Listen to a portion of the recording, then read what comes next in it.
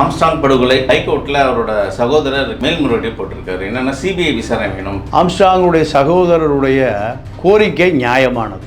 Anandan CBI விசாரணை வேணும், மாநில அரசு எதையோ மறைக்கிறது, யாரையோ காப்பாற்ற முயல்கிறாருன்னு இதே ஆனந்தன் சொன்னார். இது கோஷ்டி மோதலாக இருந்தால் திருவேங்கடத்தை என்கவுண்டர் பண்ண வேண்டிய தேவை. திருவேங்கடம் எங்க காட்டிலே சுட்டு பிடிச்சாங்க? இல்ல, விசாரணை கைதியை கொண்டு போய் காலையில சுட வேண்டிய தேவை. அப்ப அவ ஏதோ உண்மையை சொல்லுகிறான். யாரு? திருவேங்கடம். இப்பவாவது உண்மையை சொல்லிடுவான், யாரிடமாவது உண்மை சொல்லிடுவான், எங்கேயாவது உண்மை சொல்லிடுவான். இந்த கொலைக்கு பின்னணியில பல கோடி பணம் பயன்பட்டு. சேகர் பாபுடைய மகள் ஒரு காதலனை விரும்பி கல்யாணம் பண்ணி, அந்த காதல் ஜோடி போய் அடைக்கலமான இடம் ஆம்ஸ்ட்ராங். சேகர் பாபு பிரிக்கிறதுக்கு அரசு அதிகாரத்தை பூரா பயன்படுத்துறாரு. ஆனா ரெண்டு பேரையும் பிரிக்க முடியல. என்ன காரணம்?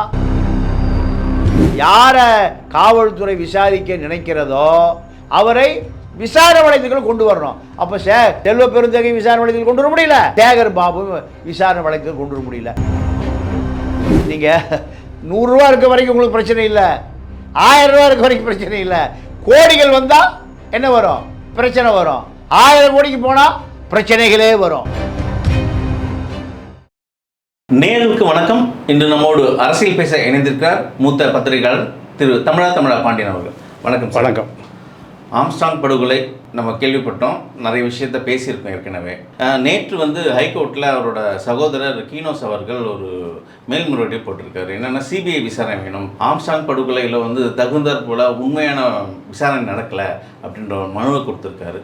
எப்படி பார்க்குறீங்க இதை? இல்லை, கீனோஸ் ஆம்ஸ்ட்ராங்குடைய சகோதரருடைய கோரிக்கை நியாயமானது. எப்படி நியாயமானதுன்னா, இந்த கொலை நடந்து முடிந்த பிறகு பல்வேறு சர்ச்சைகள் ரெக்க கட்டி பறந்தது. மாயாவதி சிபிஐ விசாரணை கேட்டது. மாயாவதி ஒரு முதலமைச்சர், போலீஸ் துறையை, யூபி போலீஸ் துறையை கட்டுப்பாட்டில் வைத்திருந்த ஒரு முதலமைச்சர் எங்கே போய் பேட்டி கொடுத்தாங்க? டெல்லியில் போய் பேட்டி கொடுத்தாங்க. இது நியாயமான விசாரணை நடக்கவில்லை, தமிழ்நாட்டில் சட்டம் ஒழுங்கு கெட்டு போய்விட்டது. அப்போ மாயாவதிக்கு ஏதோ தெரிஞ்சிருக்கு அந்த அம்மாவுக்கு. அந்த அம்மா அகில இந்திய தலைவர், சிபிஐயை பற்றி தெரியும், போலீஸை பற்றி தெரியும். இது ஒரு புறம். இரண்டாவது, நீங்கள் புற்குடி ஆம்ஸ்ட்ராங்கை நியாயமாக விசாரணை நடக்கவில்லைன்னு சொன்னாங்க. இப்போ ஆனந்தன் அவர் கூட இருந்தார். ஆனந்தன் சிபிஐ விசாரணை வேணும், மாநில அரசு எதையோ மறைக்கிறது, யாரையோ காப்பாற்ற முயல்கிறாருன்னு இதே ஆனந்தன் சொன்னார். இல்லை, காவல்துறை சைடில் இது அரசியல் காழ்ப்புணர்ச்சி படுகொலை இல்லை, இரு கோஷ்டிகளிடையே மோதிய மோதல் அப்படின்னு சொல்கிறாங்க. இல்லை, காவல்துறை எப்பவுமே ஆளுங்கட்சிக்கு ஆதரவாக சொல்லுவது தான் காவல்துறை. அப்படி இது கோஷ்டி மோதலாக இருந்தால் திருவேங்கடத்தை என்கவுண்டர் பண்ண வேண்டிய தேவை. திருவேங்கடம் எங்கே காட்டிலே சுட்டு பிடிச்சாங்க? இல்லை, பிடித்து வைத்திருந்தவரை விசாரணை கைதியை கொண்டு போய் காலையில் சுட வேண்டிய தேவை.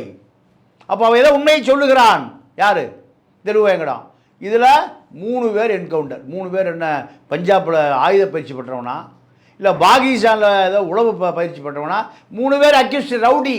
3 பேருமே குற்ற பின்னணி உடையவர்கள். இந்த குற்ற பின்னணி உடையவர்களை போலீஸ் ஹேண்டில் பண்ண முடியாதா? எப்போவாவது உண்மை சொல்லிடுவான், யாரிடமாவது உண்மை சொல்லிடுவான், எங்கேயாவது உண்மை சொல்லிடுவான். இதுதான் நீங்கள் அரசுக்கு. நான் இதில் 2ஆக பிரிக்கிறேன். இப்போ காவல்துறை கமிஷனர் அருண் தான் விசாரித்தார். அருண் நேர்மையான அதிகாரி, அதில் மாற்று கருத்து இல்லை. லஞ்ச லாவணி ஊழல். ரியல் எஸ்டேட் கமிஷனர் இல்லை. எனக்கு தெரிஞ்ச பல பேர் ரியல் எஸ்டேட் கமிஷனர் இருக்காங்க. 20,000 கோடி சம்பாதித்த பல பேர் பணம் கொடுத்து தான் கமிஷனாக வருவாங்க. அதுபோல் அல்ல, அருண் நேர்மையான அதிகாரி தான். ஆனால் அவருக்கே சில நிர்பந்தம். இதில் பார்த்தீங்கன்னா நிறைய வழக்கறிஞர்கள், நிறைய அரசியல் ஆல் பார்ட்டிஸ் இருக்காங்க. அதில் அனைத்து கட்சியும் அதில் இருக்குது. அப்போது இது எப்படி அரசியல் கொலையாக இல்லாமல் இருக்க முடியும்? ரெண்டாவது, 30 பேர் இதில் சம்மந்தப்பட்டிருக்காங்க. 30 பேரையுமே ஒரு மாதம் 10 லட்ச ரூபா இல்லை குறைந்து 5 லட்சம் கொடுத்தா தான் அவன் மெயின்டைன் பண்ண முடியும். இப்போவே போய் ஆம்ஸ்ட்ராங் கொலை செய்ய முடியாது. இந்த கொலைக்கு பின்னணியில் பல கோடி பணம் பயன்பட்டுருக்கு. இதை லட்சம் 1000லாம் கிடையாது, பல கோடி. நீங்கள் ஒரு அக்யூஸ்டை மெயின்டைன் பண்ணுறதுக்கு குறைஞ்சது மாதம் ஒரு 5 லட்ச ரூபா வேணும். 30 பேர் 5 லட்ச ரூபான்னா ஏறக்குறைய குறைஞ்சபட்சம் மாதம் 1 கோடி ரூபா கொடுக்கணும். இந்த ரவுடிகள் நீங்கள் ஒரு அசைன்மெண்ட்டுக்கு உள்ளே நீங்கள் வச்சுருக்கிறதுக்கு ஒரு ஆளுக்கு குறைஞ்ச 5 லட்சம் 10 லட்சம் கொடுக்கணும். அவனுக்கு என்ன வேலை? 3 நேரமே அவர் ஒரு கும்பலை வச்சுருப்பான், போய் சாராயம் குடிப்பான், விபச்சார பெண்கள்கிட்ட போவான், நல்ல கார் வச்சுருப்பான். இவனை எப்படி நீங்கள் மெயின்டைன் பண்ண முடியும்? சைக்கிளில் போவானா? அந்த காலத்தில் கர்ச்சிப்பை கட்டிட்டு இங்கே ஒரு மச்சத்தை வச்சு, இந்த ரவுடி அல்ல, எல்லாம் கார்பரேட் ரவுடிகள். அப்போது மாதம் 1 கோடி முதல் 2 கோடி கொடுத்தா தான் அவன் இருப்பான். அவன் இப்படி 6 மாதம் 7 மாத காலம் இந்த ப்ராசஸ் நடந்ததாக நமக்கு விசாரணை செய்த காவல்துறை சில அதிகாரிகள் சொல்கிறாங்க. அப்போ இதற்கு குறைஞ்சது 10 கோடி ரூபாய் இன்வெஸ்ட்மெண்ட் இந்த கொலைக்கு பின்னணியில். அப்போ யார் கோஷ்டி பண்ணுவா? இதுக்கு பின்னணியில் கண்டிப்பாக என்ன முகாந்திரம் சார்? கிட்டத்தட்ட பல கோடி ரூபாய் செலவு செய்து ஆம்ஸ்டாங் ஒரு கொலை நடக்குது, என்ன பின்னாடி என்ன இருக்குது? ரைட்டு, நல்ல கேள்வி. இதில் என்னென்னா, இப்போ நாகேந்திரன் ஒரு பையனும் இப்போ ஜெயிலில் இருக்காங்க. காங்கிரஸ் கட்சியினுடைய மாநில இளைஞரணி செயலாளர் நாகேந்திரனும் அந்த அஸ்வத்தாமன் 2 பேர் இப்போ எங்கே இருக்காங்க? ஜெயிலில் இருக்காங்க. இவர்கள் காங்கிரஸ் பின்னணியா இல்லையா? நீங்கள் ஒரு சாதாரண கிளை செயலாளர் அல்ல, மாநில இளைஞரணி செயலாளர் மாநிலத்துக்கு. இப்போ அவர் ஜெயிலில் இருக்கார். யார் வழக்கில்? ஆம்ஸ்டாங் வழக்கில். இப்போ ஆம்ஸ்டாங் வழக்கில் காங்கிரஸ் நேரடியாக இன்வால்வ்மெண்ட் ஆகிருக்குன்னு யார் வரைக்கும் போயிடுச்சு புகார்? ராகுல் காந்தி வரைக்கும் போயிடுச்சு. இதுக்கு இவர் யாருடைய வலதுகரம்னா செல்வ பெருந்தகையுடைய வலதுகரம். சரி, செல்வ பெருந்தகையுடைய வலதுகரம் இடதுகரம். நீங்கள் காவல்துறை விசாரணை அங்கே போகுமா? போகாது. நீங்கள் ஒரு மாநில காங்கிரஸ் கட்சியினுடைய தலைவரை நீங்கள் விசாரணை கமிஷனுக்கு வளையத்தில் கொண்டு வர முடியுமா? முடியாது. அடுத்து இப்போ என்ன சொல்கிறாங்கன்னா, சேகர் பாபுடைய மகள் ஒரு காதலனை விரும்பி கல்யாணம் பண்ணிச்சு. சேகர் பாபு பிரிக்கிறதுக்கு அரசு அதிகாரத்தை பூரா பயன்படுத்துகிறார் சேகர் பாபு. ஆனால் 2 பேரையும் பிரிக்க முடியல. என்ன காரணம்? அந்த காதல் ஜோடி போய் அடைக்கலமான இடம் ஆம்ஸ்டாங். இதெல்லாம் வருது செய்தி. இதெல்லாம் உண்மை இருக்கு. இதை நோக்கி விசாரணை நீளவில்லை. அப்போ சேகர் பாபு ஒரு அமைச்சர். இப்படி அமைச்சர்னா நீங்கள் சிஎம் வீட்டில் குண்டு பல்பு பீஸ் போனால் வாங்கி போடுற அமைச்சர். அவ்வளோ நெருக்கம். அதிகாரி அவரை போய் விசாரிப்பாரா? இன்னைக்கு வரைக்கும் சேகர் பாபுடைய மகளும் மருமகனும் அந்த பெண்ணுடைய காதல் கணவனும் ஆம்ஸ்டாங்குடைய பாதுகாப்பில் தான். ஆம்ஸ்டாங்கே ஏப்பா அது கட்டி வச்சிருப்பா, பாவம்ப்பா, யார்கிட்ட பேசியிருக்காரு? அப்போ இதெல்லாம் இருக்கு. நீங்கள் விசாரணை என்பது யாரை காவல்துறை விசாரிக்க நினைக்கிறதோ அவரை விசாரணை வளையத்துக்குள் கொண்டு வரணும். அப்போ செல்வ பெருந்தகை விசாரணை வளையத்துக்கு கொண்டு வர முடியல, சேகர் பாபு விசாரணை வளையத்துக்கு கொண்டு வர முடியல. சரி, இந்த இவர்களுக்கு குறைஞ்சது 10 கோடி ரூபாய் இன்வெஸ்ட்மெண்ட் பண்ணக்கூடிய அந்த பிக் ஷாட் யார்? அந்த பெரிய மனிதன் யார்? 10,000 இல்லைங்க, 10 லட்சம் இல்லை. எத்தனை கோடி? 10 கோடி குறைஞ்சபட்சம். 6 மாத காலம் அவர்களுக்கு தீனியை போட்டு அவர்களை கண்காணிப்பு வளையத்துக்குள் வைத்து ஆம்ஸ்டாங்கை கண்காணித்து அவர் எப்போ வீடு கட்ட வருவார், சுகி ட்ரெஸ்ஸை போட்டுட்டு அவருக்கு எப்போ பாதுகாவலர் இல்லை, அவர் எப்போ துப்பாக்கி லைசன்ஸை போலீஸை சரண்டர் பண்ணியிருக்காரு, துப்பாக்கிலாம் வராரு. இதெல்லாம் சாதாரண நெட்வொர்க் இல்லை. ஆம்ஸ்டாங்கு எனக்கு தெரிஞ்சு ஒரு 5,000 கோடி ரூபாய் ரியல் எஸ்டேட் பண்ணி சொத்து வைத்திருக்கிற ஒரு நபர். ஆம்ஸ்டாங்கோட இந்த படுகொலையில் சம்பந்தப்பட்ட அந்த குற்றவாளிகள் கைது செய்யப்பட்டோன்னே அது பல விமர்சனங்கள் உள்ளாச்சு. என்னென்னா இவர்கள் தான் கிடையாது அப்படின்றது. ஆனால் குறிப்பிட்ட ஒரு 2 பேர், புன்னை பாலாவும் சரி, ஆற்காடு சுரேஷும் சரி, இவர்களை கைது செஞ்சுருக்காங்க. 2 பேர் தலைமறைவாக இருக்கிறதா கோர்ட்டில் காவல்துறை. ஆமாம், என்ன சம்பவ செந்தில், அப்புறம் மொட்டை கிருஷ்ணனும். யார் இவங்கெல்லாம் ஆம்ஸ்டாங்கோட படுகொலைக்கு உடந்தையாக இருந்தாங்க? இல்லை, அதாவதுங்க நீங்கள் ஒரு விஷயம் என்னென்னா, நார்த்து மெட்ராஸ் ஒரு பெரிய இன்டர்நேஷ்னல் மாஃபியாஸ், சர்வதேச அளவில் பல 1000 கோடி கைமாறுகிற விளையாடுகிற ஒரு பெரிய ஹப்பு தான் எது நார்த்து மெட்ராஸ். என்னென்னா பெரிய ஸ்கிராப் பிஸ்னஸ் இருக்குது, கோடிக்கணக்கான ரூபாய்க்கு. ஹுண்டாய், ஃபோர்டு, நிசான், இப்படி டொயட்டா, இப்படி நீங்கள் அந்த பூந்தமல்லியிலிருந்து ஏறக்குறைய வேலூர் வரைக்கும் மிகப்பெரிய கார்ப்பரேட் நிறுவனங்கள் பலாயிரம் நிறுவனம் அங்கே இருக்குது. இந்த கார்ப்பரேட் நிறுவனங்களை கழிவு இரும்புகளை, தாதுக்களை, தாமிரம், பித்தளை, ஸ்டீல் இதெல்லாம் யார் எடுக்கிறதுங்கிறது ஒரு பெரிய போட்டி. இது ஒரு பெரிய சண்டை. பல கொலைகள் நடந்திருக்கு. ஒரு கொலை 2 கொலை இல்லை, பல கொலைகள் நடந்திருக்கு. அப்போ இதுக்குள்ளே ஆம்ஸ்ட்ராங்குடைய கை இருக்குது. ரெண்டாவது பெரிய அளவில் ரியல் எஸ்டேட். எல்லாம் 1000 கோடி தான், 1000 கோடி 2000 கோடி தான். நீங்கள் பொன்வண்டு சோப்புன்னு ஒரு சோப்புக்கு ஃபேக்ட்ரி இருந்தது, அது ஒரு 100 ஏக்கரா நிலம். அதை விற்கும்போது பல பேர் போய் பணம் கேட்குறான், எனக்கு 50 லட்சம் கொடு, எனக்கு 1 கோடி கொடுன்னு. இதில் அசோத்தமன்லாம் அதில் சம்மந்தப்பட்டிருக்காருன்னு விசாரணை வளைத்து வந்தது. ரெண்டாவது கண்டெய்னர் பிஸ்னஸ், டெப்போ கண்டெய்னர். நீங்கள் ஹார்பர் எங்கே இருக்குது? நார்த்து மெட்ராஸில் தான் இருக்குது. இப்படி பல தொழில்கள், ஆயில் மில்லு, பெட்ரோலியம் ப்ராடக்ட், குழாயிலே ஓட்ட எடுத்துருவானுங்க. இப்படி இல்லீகல் பெரிய ஹப்பு அது. அப்போ அங்கே கோடிகள்லாம் சாதாரணம், கோடிகள்லாம் சாதாரணம். இதில் போட்டி இருக்கத்தானே செய்யும். அப்போ இந்த காவல்துறை அதிகாரத்துக்குள்ள, அதிகார வரம்புக்குள்ள சில பெரிய மனிதர்களை விசாரிக்க முடியல, பெரிய மனிதர்களை விசாரிக்க முடியல.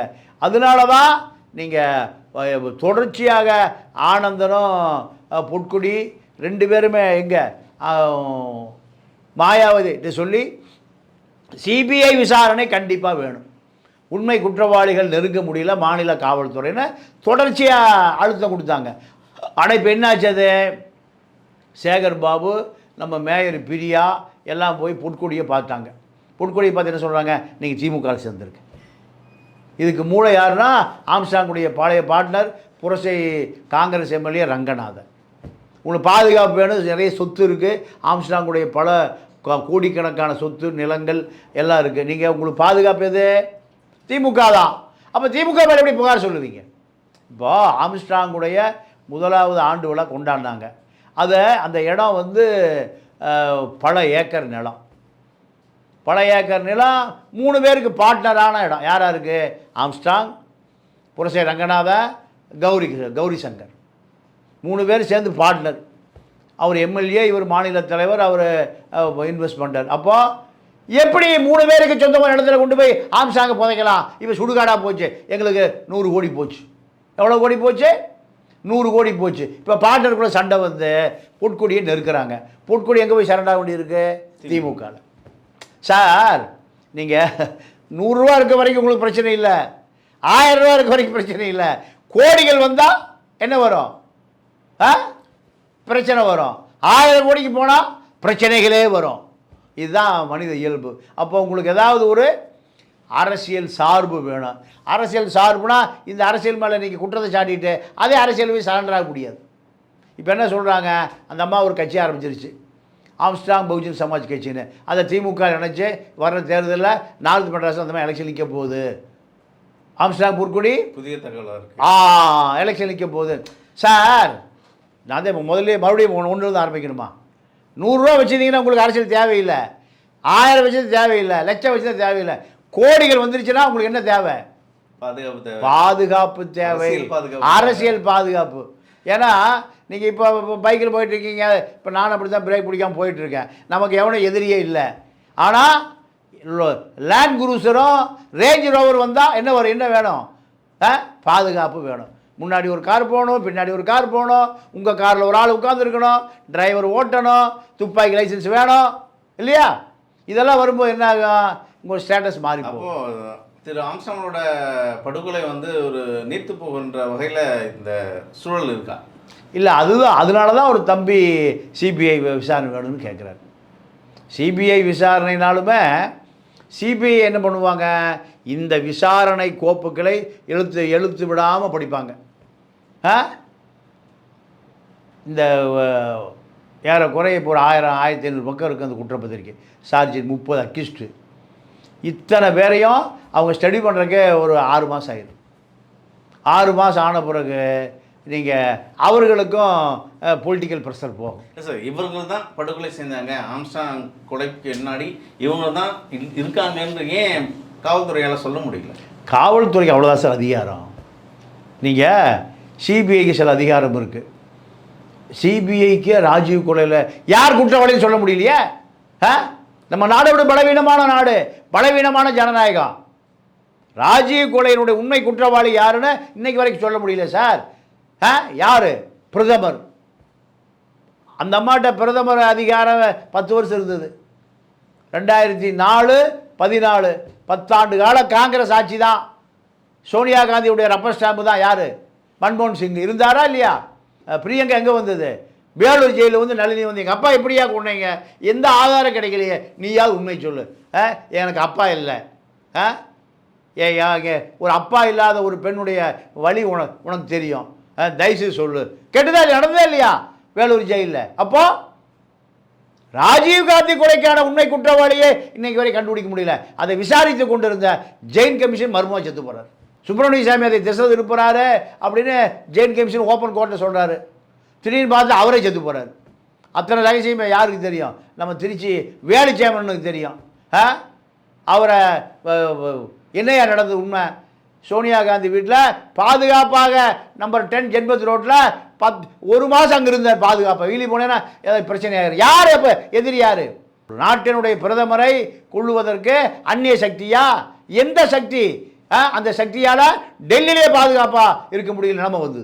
அப்போது அதிகாரம் என்பது சில சில கிலோமீட்டர் தான் சார் போகும். அரசியல் ஆளுமை படுகொலைக்கு பின்னாடி ஒரு நிரந்தர தீர்வு கிடையாது. ஆமாம், அதான் உண்மை. காந்தியை யார் யார் சுட்டாங்கன்னா கோட்ஸே. அதுக்கு பின்னாடி என்னென்ன நடந்தது? காந்தியை சுட்டு ஹேராம்னு சரிஞ்சு விழுகிறாரு. ஆம்புலன்ஸில் பக்கத்தில் இருக்க ஆஸ்பத்திரிக்கே கொண்டு போக முடியலையே. அதுக்கு பின்னாடி பல சதி இருக்குது. ஆக மொத்தம் அரசியல் என்று வந்தால் அத்தனை சதிகாரர்களும் நீங்கள் மிகப்பெரிய பாதுகாப்பு வளையத்துக்குள் ஒளிந்து கொள்வார்கள். காவல்துறை ஏட்டையாக என்ன அதிகாரம் இருக்குது? ஏட்டையா என்ன ஆடிக்காரில் ஒரு ஆள் ஒரு பெரிய தொழிலதிபர் போனால் நிறுத்துவாரா? நிறுத்த மாட்டார். சைக்கிள் நிறுத்துறா, குச்சியில் அடித்து அவனை முட்டி தட்டி.